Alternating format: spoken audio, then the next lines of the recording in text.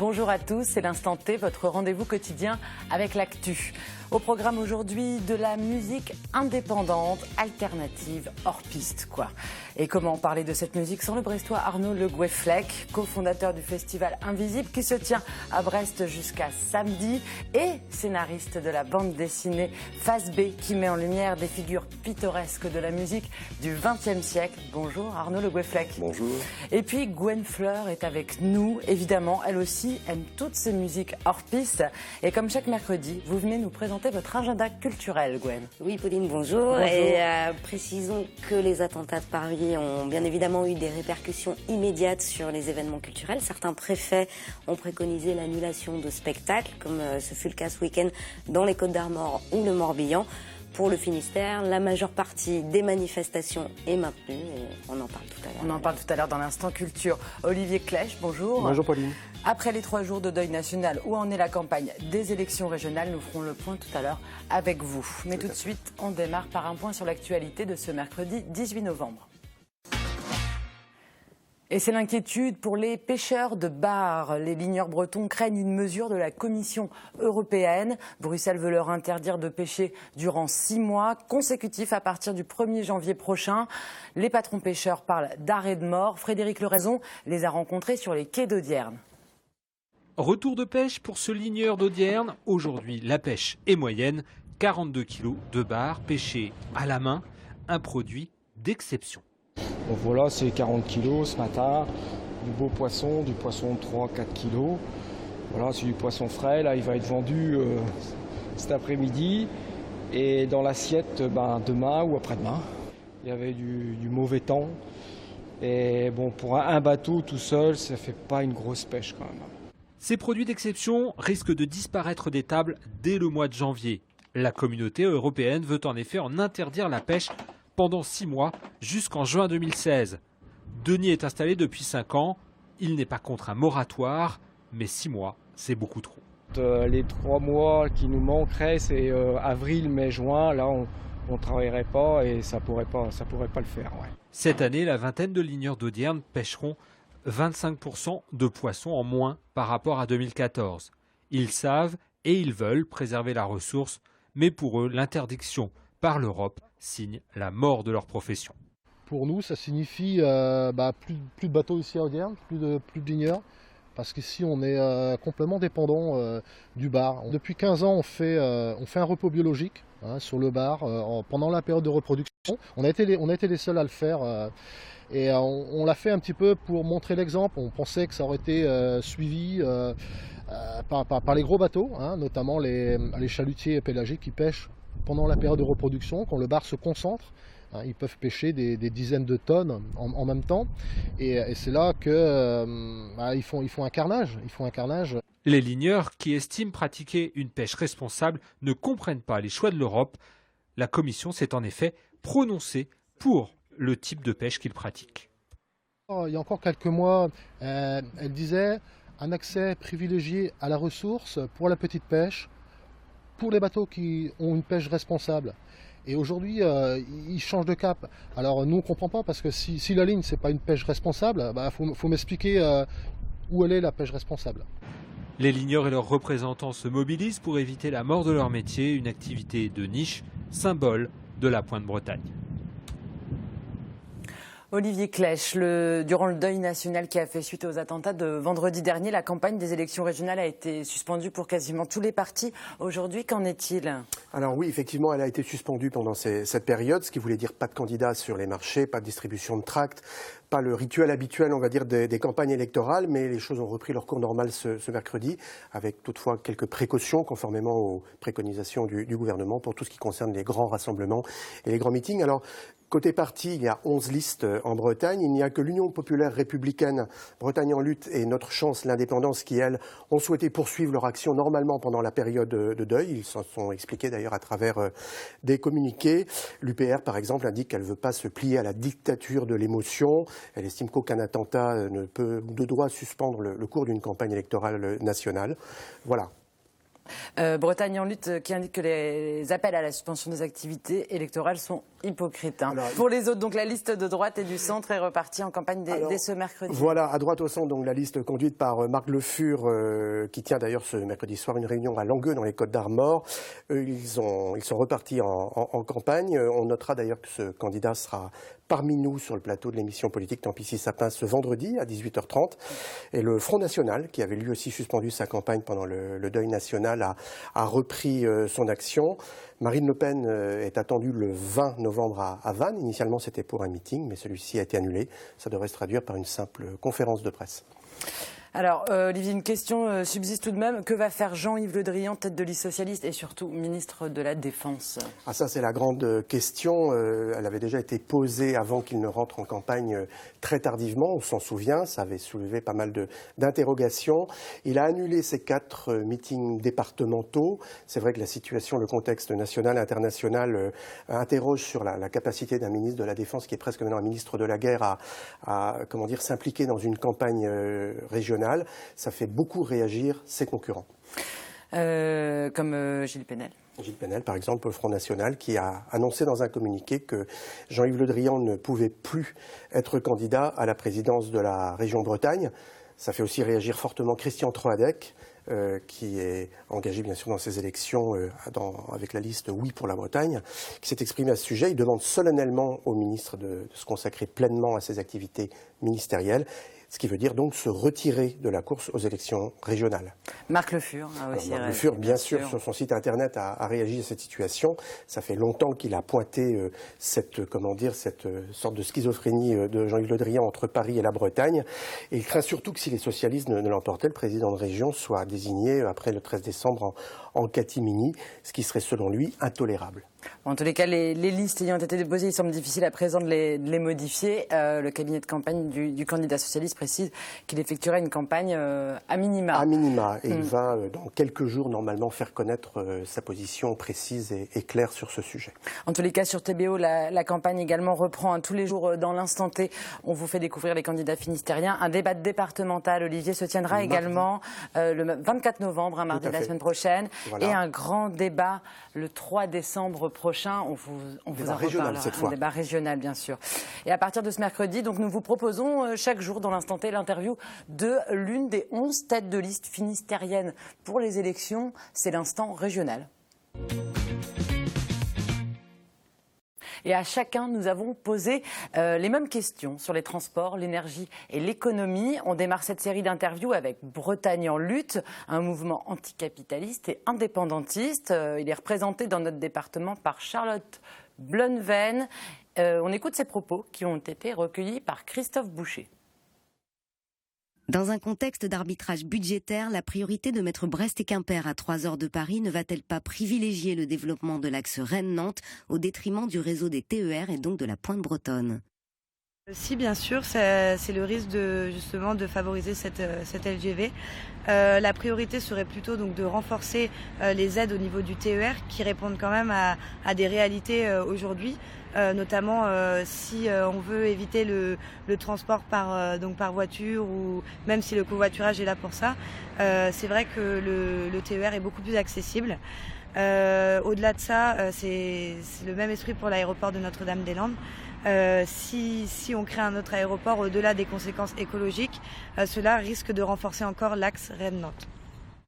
En 5 ans, quelle part d'énergie renouvelable souhaitez-vous atteindre en Bretagne ? Donc la part d'énergie renouvelable sera le maximum possible. Maintenant, la question est surtout au niveau des municipalités ou des intercommunalités. Donc les aides vont bien sûr être transmises par le conseil régional. Maintenant, c'est aux élus dans chaque commune d'essayer de s'autogestionner au maximum.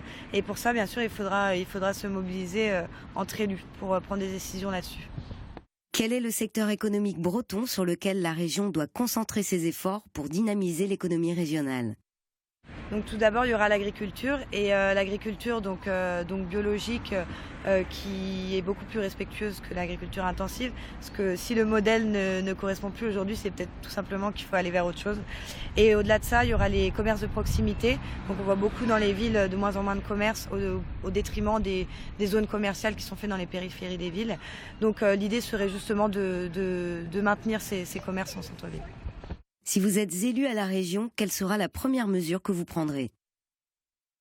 Donc la première mesure sera donc de lancer un référendum pour que le peuple breton puisse choisir de la réunification donc du 44 en Bretagne et bien sûr prendre une mesure qui permettra de la reconnaissance de la langue bretonne. Voilà, c'est donc Bretagne en lutte qui est l'un des 11 partis présents dans la campagne des élections régionales. Rappelons que ces élections se déroulent ces 6 et 13 décembre. Demain, jeudi, focus sur la liste socialiste menée dans le Finistère par Marc Coatanea. Et jusqu'à samedi, à Brest, a lieu le festival Invisible qui fait la part belle aux musiques pas toujours bien connues du grand public. Arnaud Le Gouefflec, co-créateur du festival, est notre invité.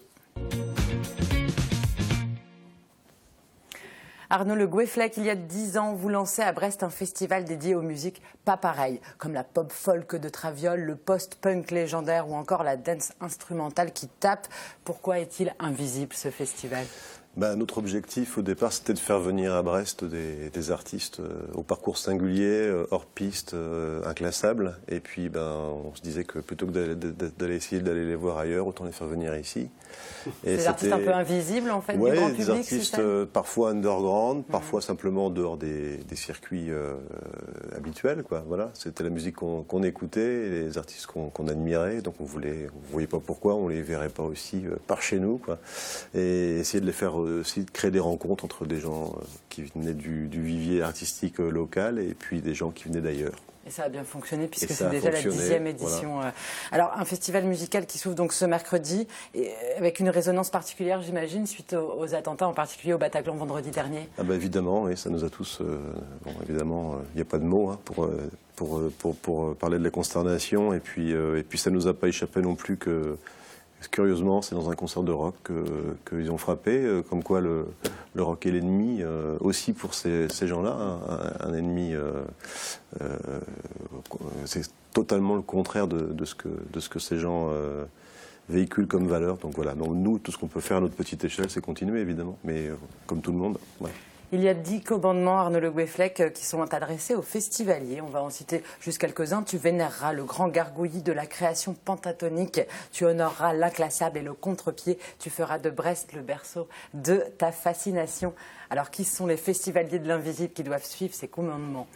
Ces commandements ont été dictés par un musicien qui s'appelle Georges Bernstein, qui est aussi un scénariste de BD. Donc je lui laisse la responsabilité de ses propos. Enfin, le but du jeu, c'est d'inviter les gens à venir. Alors les gens, c'est qui le public du Festival Invisible ? C'est des gens d'ici, des gens qui viennent de loin. Il y a beaucoup de gens d'ici. Il y a aussi des gens qui viennent d'ailleurs, parce que les artistes, on ne les voit pas forcement ailleurs. Donc il y a des gens, tous les ans, on a des gens qui viennent de Paris ou d'ailleurs pour venir voir tel ou tel artiste voilà, il y a même l'année dernière, il y avait un Américain qui était venu spécialement en Bretagne pour voir 2 artistes qu'il ne verra pas ailleurs. Donc c'est vrai que on est en dehors quand même des circuits habituels. Et puis c'est surtout des curieux, je pense, des gens qui sont curieux, parce qu'on a fait le pari de la curiosité dès le départ, en se disant que les gens qui viennent au Festival Invisible ne connaissaient pas forcément les noms qui étaient à l'affiche. Et c'est ça qui était bien. Voilà. Et en tout cas, il y en a pour tous les âges. Parce que, par exemple, cette année, dans la programmation, il y a un ciné-spectacle pour les tout-petits. Oui. Et il y a aussi un concert des Mamies Guitares. Qui sont-elles, ces Mamies Guitares ? Les Mamies Guitares, c'est un projet qui a été créé par des musiciens de Toulouse, qui en fait consiste à initier des mamies, 7 mamies en l'occurrence, qui n'ont jamais touché une guitare électrique de leur vie, à l'art de la guitare noise. Donc, ça fonctionne bien. Ça fonctionne très bien, c'est spectaculaire parce qu'en fait elle mélange donc la pratique de la guitare expérimentale en fait et le fait aussi de raconter le récit de vie. Donc il y a une parole qui se libère aussi. Donc c'est un atelier en direction de ces personnes qui n'ont jamais eu peut-être l'occasion de s'exprimer. Elle n'était pas musicienne du tout ? Non, pas du tout, non. C'est pas trop douloureux à l'oreille c'est un petit peu expérimental, j'avoue. Mais il y a un côté ludique, il y a un côté marrant quoi, aussi. Hormis les Mamies Guitares, un coup de cœur dans la programmation cette année, Arnaud. Il faut en citer un. Un coup de cœur dans la programmation, il y en a plein, mais j'ai un faible, j'avoue, pour Half Japanese. Alors c'est quoi ? Half Japanese, c'est un grand groupe de rock post-punk qui a commencé en 78 et qui est toujours en activité, et qui a eu une influence considérable, quoique souterraine par rapport au mainstream, mais qui a influencé Nirvana, qui a influencé Kurt Cobain, qui a influencé une quantité de Sonic Youth, quantité de musiciens, parce que c'était une démarche et une énergie créatrice hors du commun. Et donc on les fait venir spécialement, ils viennent à Brest. Donc là, un honneur, voilà, donc à ne pas manquer. Voilà, à ne pas manquer. Alors Arnaud, il n'y a pas que la musique pas pareille qui vous fascine, il y a aussi ceux qui la font. Et puisque vous êtes scénariste de BD, vous avez voulu raconter l'histoire de ces musiciens étonnants, à la vie souvent rocambolesque. Ça s'appelle Phase B. Alors les lecteurs de la revue dessinée ont pu découvrir un nouvel épisode à chaque numéro, mais vous avez compilé donc cette série dans un seul livre, ça sort vendredi, c'est un véritable régal. On y retrouve encore 10 commandements d'ailleurs dans Phase B. Oui. Arnaud, décidément, vous aimez les commandements, c'est pas possible. Les 10 commandements du guitariste cette fois, ils sont dictés par le musicien Captain Beefheart, dont vous tirez le portrait dans Phase B. Alors comment est-ce que vous avez découvert par exemple Captain Beefheart? C'est un musicien qui a écrit par exemple les 28 chansons de son premier album en 8h30. Oui, Captain Beefheart, les gens qui connaissent Frank Zappa, qui est un peu plus, peut-être plus connu, connaissent Beefheart parce qu'il était dans le sillage de Frank Zappa et que c'est Frank Zappa qui lui a mis le pied un peu à l'étrier. Mais pour faire simple, Beefheart, c'est un gars qui a fait subir au blues la même chose que Picasso a fait subir à l'art figuratif. Il a déconstruit le blues. Ouais, voilà. C'est un musicien très important et très à la postérité considérable. Ouais. Alors il y a aussi dans Phase B l'histoire des Cramps, un couple mythique de l'histoire du rock qui a commencé en collectant tous les vinyles qu'ils trouvaient, c'est ça Arnaud? C'est ça, en fait, c'est le dessinateur, j'ai oublié de parler du dessinateur, Nicolas Moog, qui vient de, qui est de Metz, l'autre bout du pays, et moi on nourrissait une passion commune pour les Cramps, mais ce qui nous intéressait, donc c'est un groupe de rock les Cramps, mais ils ont une espèce de violon d'Ingres que beaucoup de gens connaissent quand même, qui est la collectionnite. Et c'est des gens qui ont œuvré pour sauver tout un pan du patrimoine culturel américain, tout ce qui est rock'n'roll déviant, un peu excentrique, à la limite de l'art brut. Ils ont passé leur vie à collectionner des disques et à les réhabiliter. Donc j'ai essayé de raconter l'histoire des Cramps sous cet angle-là. Et puis il y a encore les Residents, par exemple. Alors ça, c'est un groupe inclassable. Et d'ailleurs, personne ne connaît leur identité. Non, c'est formidable. Oui. Ils sont masqués depuis les années 60. Ils ont un globe oculaire à la place de la tête et personne ne sait qui sont les Residents. Alors, il y a plein d'hypothèses qui circulent. On a cru que c'était les Beatles au départ qui faisaient ça pour rigoler le week-end. Et on a cru que c'était Frank Zappa aussi, évidemment, au bout d'un moment. Mais en fait, non, c'est juste les Residents. Et ils ont une carrière entière qui repose sur le principe suivant. Ils sont obscurs, ils sont cachés. Mais ils ont construit une œuvre considérable, ils sont assez connus mondialement, mais en appliquant une théorie qui s'appelle la théorie de l'obscurité. Plus on sera masqué, plus on parlera de nous. Voilà. Ça a marché, quand même. Voilà. Et tous ces groupes et ces musiciens, ça faisait partie de votre culture, Arnaud. Absolument, vous les connaissiez tous, il n'y en a aucun que vous avez découvert par des recherches pas pour ce tome-là. Peut-être que si on en fait d'autres ensuite, je vais creuser dans d'autres directions. Mais pour tout ça, c'était vraiment des totems, des figures fascinantes qui nous fascinaient, Nicolas et moi, et qui faisaient partie de notre disque de chevet depuis longtemps. Quoi. Et rassurez-nous, vous en ferez d'autres. C'est l'objectif. Peut-être avec certains groupes du Festival Invisible. Mais fort probablement. Par exemple, Alf Japanese pourrait être client de ce genre de chronique. Et puis on continue la chronique de la revue dessinée. Hein. Voilà. Dans le prochain numéro, il y aura une chronique sur Sky Sunlight Saxon, le grand gourou du rock garage américain. Et ça donne déjà trop envie. Alors Phase B, ça sort ce vendredi. Le Festival Invisible, c'est jusqu'à samedi à Brest. Toute la programmation du festival, vous la retrouvez sur www.festivalinvisible.com. D'ailleurs, vous dédicacez Phase B, puisqu'il sort vendredi, vous le dédicacez samedi à la librairie Dialogue. À la librairie Dialogue, oui, de 14h à 17h, me semble-t-il. À l'occasion donc du festival. Merci beaucoup. Merci. Arnaud Le Goueflec. Tout de suite, on continue à parler culture.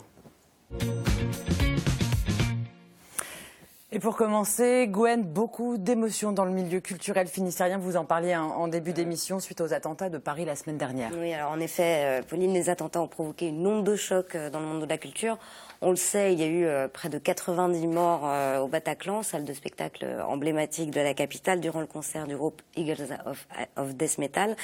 Certains acteurs culturels finistériens connaissaient des spectateurs ou des techniciens du spectacle blessés ou morts dans ce carnage.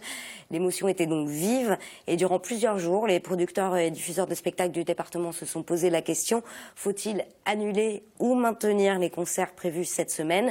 La décision a été prise, sauf avis contraire des artistes. Tous les spectacles sont maintenus en Finistère. S'il a déconseillé les grands rassemblements, le préfet n'a néanmoins pas interdit les spectacles. Bien évidemment, les contrôles de sécurité sont renforcés, mais le mot d'ordre est unanime et Arnaud le répétait tout à l'heure. Continuons de faire la fête, de chanter, de danser, de rire.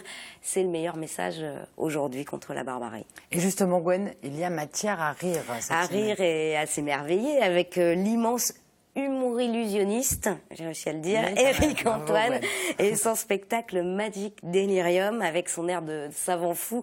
Éric Antoine propose un show magicomique unique où le public participe autant qu'il admire les performances du magicien délirant. C'est à voir ce vendredi 20 au Parc des Expos de Lorient et samedi 21 novembre à l'Arena à Brest. Et on regarde tout de suite un extrait de son spectacle qui s'appelle Magic Delirium. Pour tester l'histoire de la petite souris, c'est simple. Il faut un lit, un oreiller, il faut une dent. Voilà. Donne-moi une dent. T'as pas de dent? D'accord. Donne-moi une dent.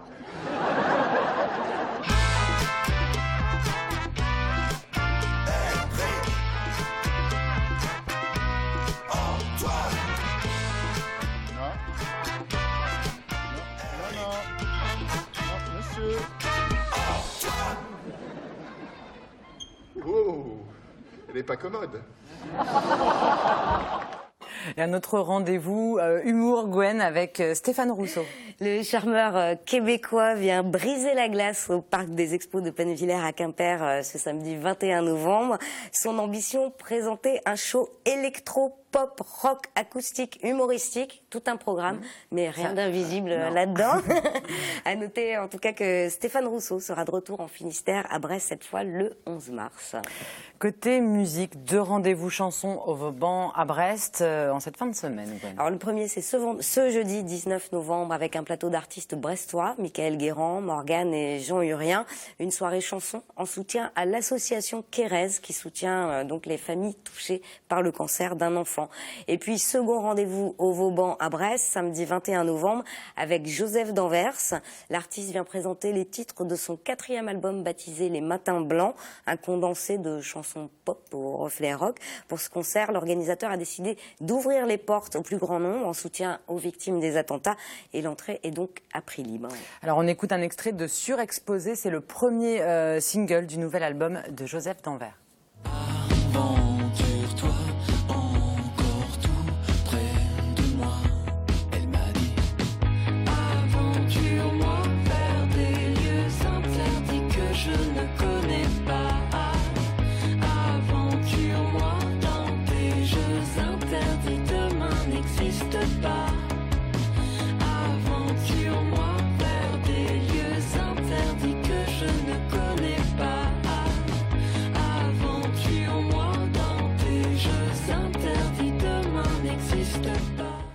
Et sinon, Gwen, les ados ont l'embarras du choix ce week-end à Brest.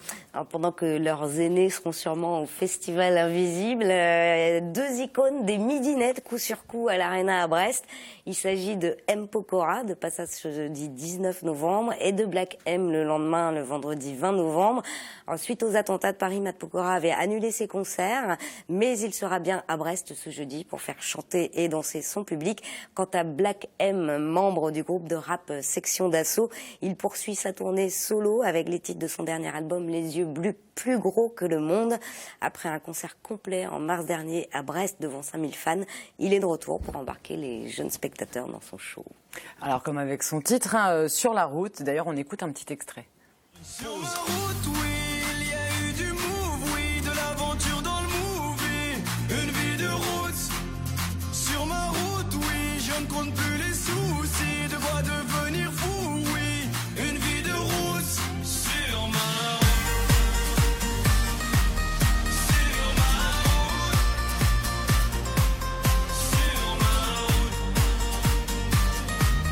Sur ma route. Olivier Clache, une question, je crois, après Black M. Ah oui, j'étais curieux. Oui, là, vraiment, on est dans les extrêmes, là. Mais j'étais curieux de savoir si en 10 ans, un des invisibles était devenu visible. C'est-à-dire qu'il y a déjà eu des groupes avec une certaine renommée, comme Magma par exemple, qui sont... Oui. Bon, on ne peut pas dire que... Invisible ne veut pas dire méconnu forcément. Il veut dire pas souvent vu ou pas vu dans certains... L'explosion d'une star... M. Pokora était à la première édition. Voilà, n'est pas issu des rangs du Festival Invisible, enfin bon, voilà. Enfin... Très bien. Alors ce jeudi à 20h45 sur TBO, il y a le documentaire Oh My, on vous en avait parlé dans l'instant T. Et ce jeudi aussi, l'instant T sera à 18h30 sur TBO, exceptionnellement, parce qu'à 19h, vous vivrez en direct le Trophée des sports de Bretagne. Voilà. Écoutez, merci beaucoup à tous les trois d'être venus sur le plateau d'Instant T. Aller dans les concerts et dans les spectacles. Voilà, et continuer à sortir et de passer des bons moments. D'ici là, passez une excellente soirée sur TBO. Ciao.